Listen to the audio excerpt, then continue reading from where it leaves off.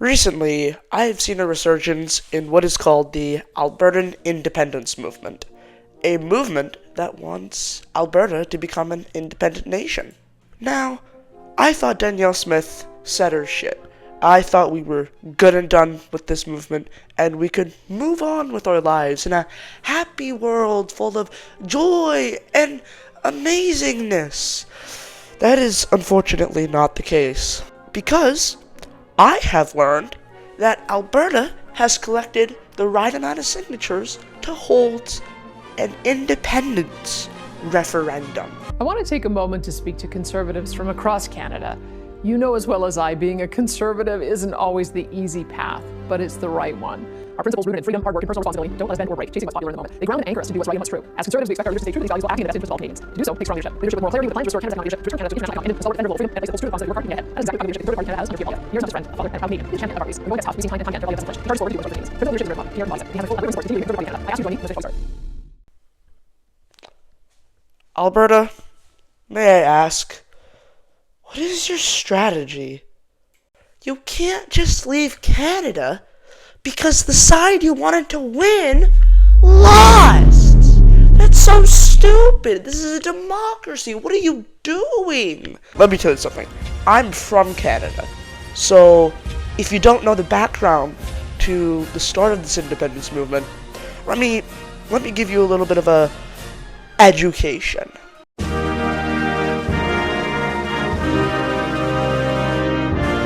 In 2025, Canada hosted a federal election, and the Liberal Party won that.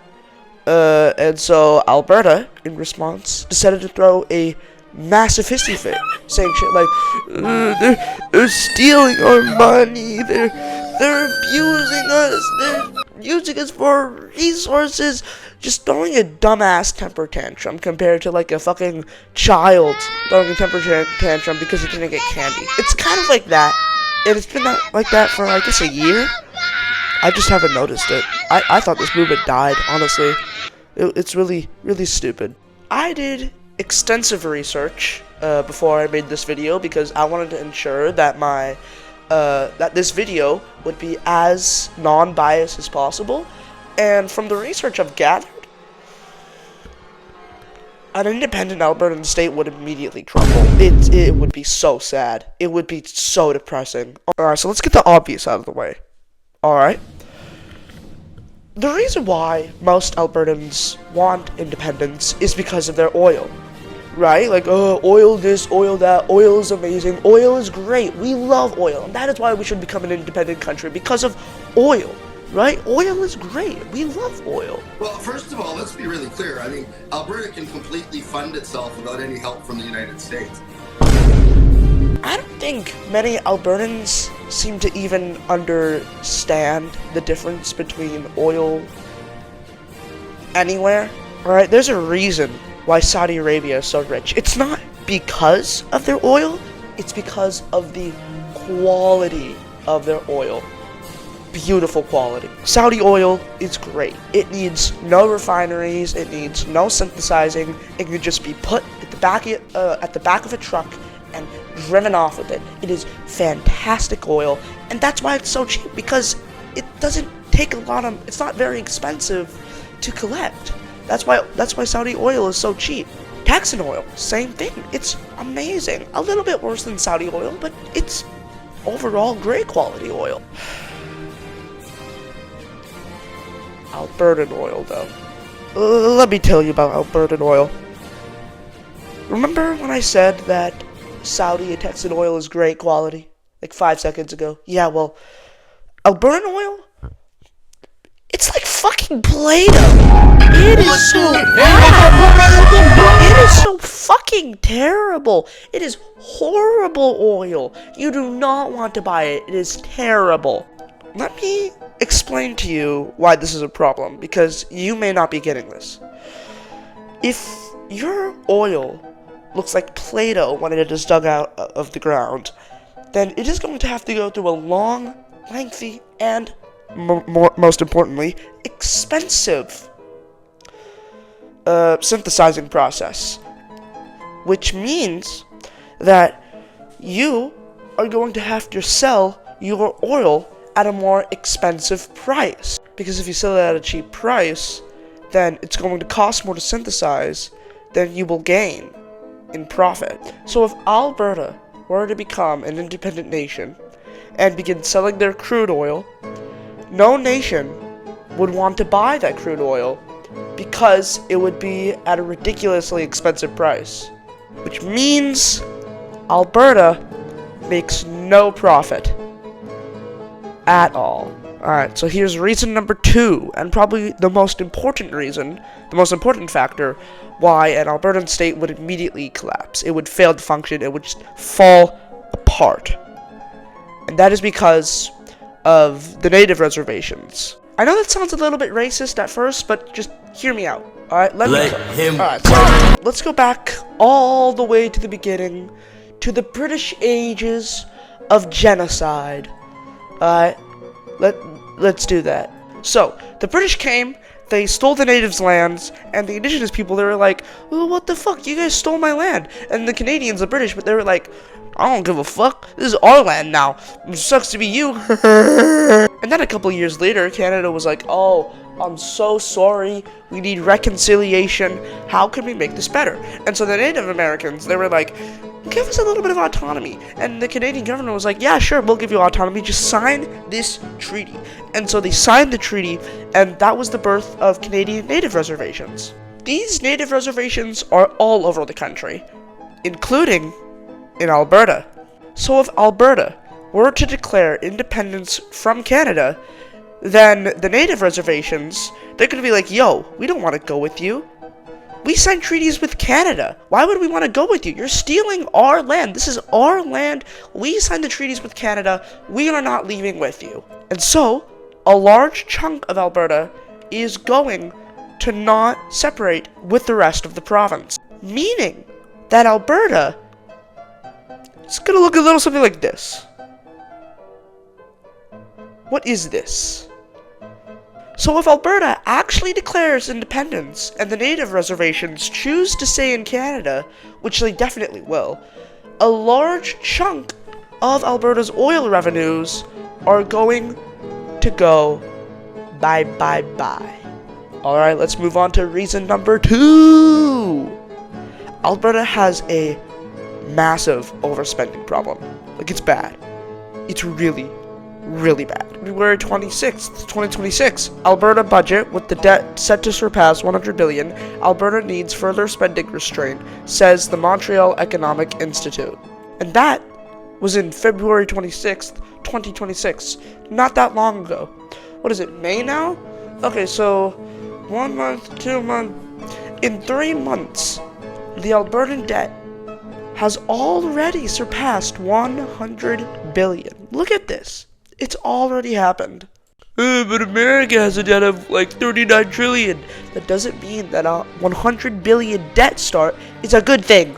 Ontario has a debt of like 200 billion. That still doesn't mean 100 billion as a start to your nation's debt is a good thing. Think, people. Because once you finally do, you'll realize that your PM may not be as smart as she seems. And don't even get me started on how much money the Canadian government provides for Alberta each year. You people act like that you are the fundamental pillar of Canada. But we receive less money than we give to the federal government. Let me ask you a question. Who's keeping your healthcare system afloat? Who's keeping your education system stable? Sure, your healthcare system may survive for a little bit without federal backing. I'll give you that. But without federal backing, you guys are never going to have the same healthcare system ever again. So, in conclusion, to wrap everything up, Alberta will not be able to survive as an independent nation. Whoa, don't exit off the video yet, because I'm not done. I decided that I wanted to end this video on an optimistic ending. In 1867, 2 provinces, Quebec and Ontario, came together to form a new confederation with the goal of stretching from sea to sea. the Atlantic, all the way to the Pacific. During this unification, a new constitution was ratified, one that gives just enough autonomy and power to the provincial government and the federal government of the nation. British and Francophone settlers came together to unify into a new nation, one built on the fundamentals of liberty and of democracy. And now, more than a century and a half later, we are still here.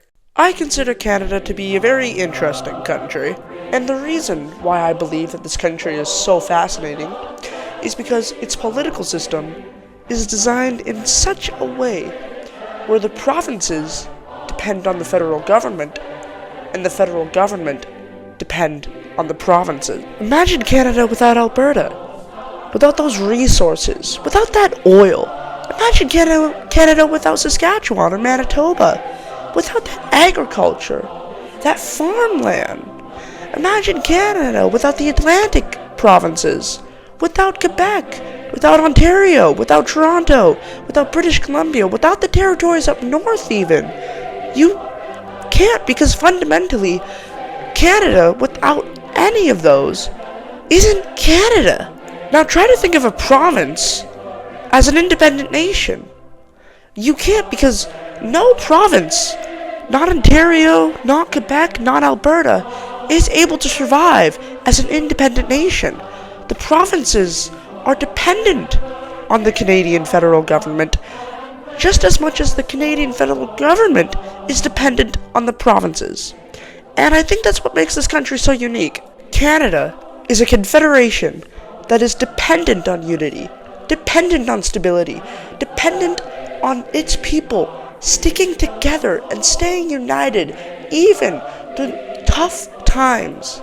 Tough times which I believe we are currently experiencing. Albertans, don't just leave the country because you hate the government. Same with you, Saskatchewan and BC. I know you guys have your own independent movements over there. What we need to do now is stay united against those who wish to divide us, against those who wish to annex us. Further disillusion won't help anybody, and in fact, it will only make the situation worse. And you know what? I'm proud to admit that without Alberta, Canada would also not be able to survive as well. What we need to do now is to come together and stay united as a single confederation, not divided, because nobody in this country is able to survive divided.